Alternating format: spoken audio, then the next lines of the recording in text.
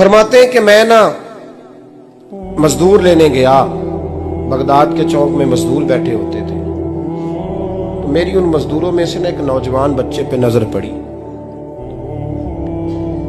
बड़ा कमजोर सा वजूद था, लेकिन चेहरे पर इबादत का निशान था। माथा बताता था कि नमाज का बड़ा ख्याल रखता है। मैं उसके करीब गया। चेहरे भी बड़ा कुछ बताते हैं ना, चेहरों में भी बड़ी रानाई होती है। फरमाते हैं मैं करीब गया, मैंने उसको कहा बेटे मजदूरी करोगे? तो कहने लगा मजदूरों में बैठा हूं तो हुजूर मजदूरी के लिए ही तो बैठा हूं। तो मैंने कहा कि चलो फिर। कहने लगा नहीं, मेरी कुछ शर्तें। मैंने कहा बताओ? कहने लगा पहली शर्त यह है कि लोग 4 दिनार दिहाड़ी लेते हैं, मैं 3 दिनार लूंगा। मैंने कहा यार भाई तो बड़ी बेहतरीन है, बाकी भी इस तरह की रख ले। उसने कहा हुजूर दूसरी शर्त यह है कि मैं आपकी मुकम्मल बात मानूंगा, लेकिन जब अजान हो जाएगी फिर आपकी नहीं सुनूंगा। तीसरी बात उसने ये की कि हुजूर मैं आपके घर में काम करूंगा पर आपके किसी सवाल का जवाब नहीं दूंगा। कहते मैंने कहा यार तू बड़ा अजीब है, शर्तें तो मालिकों की होती हैं। कहने लगा जी बहरहाल मैं शर्तें लगा के जाता हूं। फरमाते मैं उसे घर ले आया, काम मैंने उसको बताया, तो जो काम मजदूर सारे दिन में करता है ना उसने 2 घंटे में ही कर दिया। हमारे मजदूर सिगरेट पीने में भी तो आधा घंटा लगाते हैं, वो चाय पीने जाएं तो पौना घंटा वहां। उनको भी तो ध्यानदारी करनी चाहिए कि नहीं करनी चाहिए? ने मुआहदा किया है ना जी, तो पूरा उतरना चाहिए ना। कहते 2 घंटे में। अब काम जब बंदा शुरू कराता है तो काम और निकल आता है। कहते काम मैंने उसको और बता दिया, वो करने लगा। उसने मिट्टी निकाल के रखी थी बाहर रास्ते में, तो अजान हो गई जोर की। उसने वहीं कुदाल छोड़ी कही और चलने लगा। तो मेरा बेटा कहने लगा इसको जरा बराबर कर दो। कहने लगे चुप कर जा, तेरे बाप से बात हुई थी, जब अजान होती है तो मैं किसी और की नहीं सुनता, सिर्फ अल्लाह रसूल की सुनता हूं। कहते हो मस्जिद चला गया, नमाज पढ़ के आया तो दोपहर का वक्त था। मेरी बीबी कहने लगी इसको को खाना खा ले। कहते हमने कहा खाना खा लो, तो कहने लगा मैंने रोजा रखा हुआ, रमजान भी नहीं था, नफली रोजा रखा हुआ। फरमाते हैं शाम हुई, मैंने 3 दिनार दिए, तो मैंने कहा तेरा नाम क्या है? कहने लगा मैंने आपसे कहा था मैं किसी सवाल का जवाब नहीं दूंगा। कहते वो चला गया। अगले दिन मैं फिर लेने गया उसे, काम कुछ और निकल आए, तो लोगों ने बताया वो सिर्फ हफ्ते वाले दिन आता है। मैंने कहा क्यों? कहने लगे जी वो कहता है मेरा हफ्ते का खर्चा 3 दिनार है, जब 3 दिनार कमा लेता हूं तो बाकी सारा टाइम अल्लाह रसूल की जिक्र में गुजार दिया करता हूं। फरमाते हैं जी अगले हफ्ते मैं फिर लेने गया, मैंने पूरा हफ्ता इंतजार किया कि काम उसी से कराना है। मैं जब गया तो मैंने कहा चलो। कहने लगा मेरी शर्तें याद है ना? और मैंने कहा याद है भाई, साथ चल। फरमाते हैं काम कराया, 2-3 हफ्ते वो आता रहा। एक हफ्ते में गया तो लोगों ने कहा हुजूर आज नहीं आया। क्यों? कहने लगे बीमार हो गए। कहाँ घर है? कहने लगे बगदाद के कब्रिस्तान के पीछे जो कच्ची आबादी है उसमें रहता है। फरमाते मैं गया, दरवाजे पे दस्तक दी तो कहने लगा हुजूर आप हैं? दरवाजा खोला है, आ जाइए।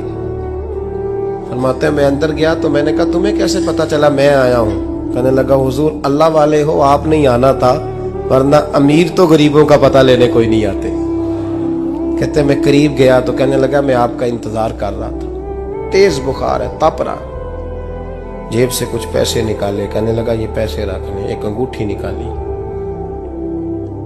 कहने लगा हुजूर आज रात को मेरा इंतकाल हो जाएगा, इन पैसों का कफन खरीद के सुबह जनाजा पढ़ के मुझे दफन कर देना, और जब दफन करो तो ये अंगूठी लेके असर के बाद हारून रशीद के पास जाना। आप उसे कहना मैंने मिलना है, पर वो आपको टाइम नहीं देगा। आप उसको आवाज दीजिएगा कि तेरी एक अमानत है मेरे पास, फिर वो आपसे मिलेगा तो अंगूठी दे दें, फिर आप मेरी तरफ से फारिग हैं। हजरत फरमाने लगे तेरा नाम? और कहने लगा हुजूर वक्त थोड़ा है, आज रात मैंने जाना है, बड़ी लंबी माफी मांगनी है रब करीम से, अगर मुनासिब समझे तो मुझे अपने रब से तन्हाई कर दे। फरमाते हैं मैं आ गया, पर उसकी बातों ने मुझे सारी रात सोने नहीं दिया। फरमाते हैं सुबह बड़ी मुश्किल से सूरज निकला, मैं गया दरवाजे पे हाथ रखा तो दरवाजा खुला हुआ था। अंदर दाखिल हुआ तो खुशबुएं मेरा इस्तकबाल कर रही थी। जब चेहरे से कपड़ा हटाया तो उसका तो इंतकाल हो चुका। इंतकाल हो चुका है, ऐसे है जैसे किसी का दीदार करके सोया। कहते मैं तो 2 आदमी ले गया था जनाजे पे, पर पता नहीं दुनिया किधर किधर से आई, कहां कहां से। अखां जदों मीटियां जमाना मैनू रोवेगा, अपना ते अपना बेगाना मैनू रोवेगा। फरमाते हैं मैं तो 2 बंदे ले गया था, पर पता नहीं मखलूक कहां कहां से आई। जनाजा पड़ा, दफन किया। हारून रशीद के पास में असर के बाद गया, मैंने बुलाना चाहा पर बादशाह था, मेरी तरफ देखा ही नहीं। मैंने उसको कहा तेरी ये अमानत मेरे पास है। फरमाते हैं वो मुझे कोने पे ले गया, क्या बात है, कमरे में बुलाया, मैंने अंगूठी दी। हारून रशीद तो चीखे मारने लगा, कहने लगा अंगूठी वाला कहाँ है? मैंने कहा वो तो इंतकाल कर गया। कहने लगा मुझे कब्र पे ले चल। कहते मैं कब्र पे लाया तो वो लेट गया, तड़प के रोने लगा। मैंने कहा मेरा कलेजा फट जाएगा, ना उसने कुछ बताया ना तूने बताया, ये कौन था? तो हारून रशीद कहने लगा ये मेरा बेटा था। मैंने कहा तेरा बेटा और मजदूर? कहने लगा हुजूर ये हजरत दाऊद ताई के पास बैठा करता था, उनका मुरीद था, मुझे रोज कहता था अब्बा तूने बड़ी दुनिया इकट्ठी कर ली है, मरते वक्त तुझसे टांगे समेटी नहीं जाएंगी, इतना हिसाब नहीं तू दे सकेगा। मैं इसको समझा देता, इसकी अम्मा समझा देती। ये रोज हमें कहता छोड़ दो, आ जाओ अल्लाह रसूल की बारगाह में झुक जाएं। हम समझ। एक दिन ये चला गया, कहने लगा फिर तुम्हारा रास्ता और है और मेरा रास्ता और है। ये सोने की अंगूठी गलती से इसके पास रह गई, गलती से हीरे की अंगूठी चली गई। कहने लगा देखो मेरे बेटे ने आज वो भी वापस कर दी है।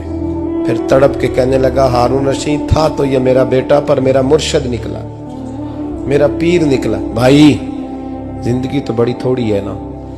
बाबा साहब ने कहा था उठ फरीदा सुत्या, और दाढ़ी आ गया ही पूर, अग्गा नेड़े आ गया, पिछा रह गया ही दूर। उठ फरीदा सुत्या खलकत वेखन जा, मते कोई मिल जाई बख्शिया ते तू ही बख्शिया जा। उठ फरीदा सुत्या झाड़ू दे मसीत, तू सुते रब जागदा, तेरी डाडे नाल परीत। मेरा रब हमें भी अपनी बारगाह में कबूल फरमा।